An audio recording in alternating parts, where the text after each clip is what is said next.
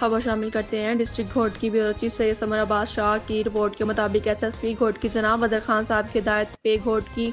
Police का जराइम पेशा अफराद के खिलाफ क्रैकडाउन थाना ढड़की पुलिस और ढड़की चौकी की मुश्तरका बेहतरीन कार्रवाई चोरीशुदा एक गाय, एक बैल और एक गाय का बछड़ा रिकवर हासिल। असल मालिक के हवाले गुज़श्ता रात नामालूम चोर वक्त नामालूम थाना ढड़की की चौकी ढड़की की हदूद कोर्ट हाजी न्यास मोहम्मद जट से राना असगर वल्द साबिर अली जट की एक गाय,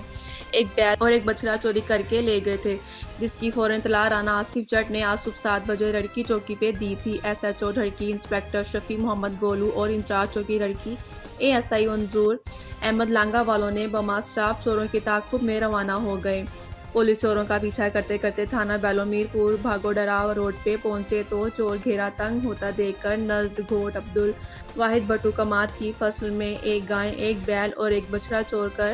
चोरीशुदा एक गाय, एक बैल और एक गाय का बछड़ा रिकवर करके मालिक के हवाले कर दिए। मसरूका माल वापस मिलने पर असल मालिक राना असगर जट ने एसएचओ ढड़की और इंचार्ज चौकी ढड़की और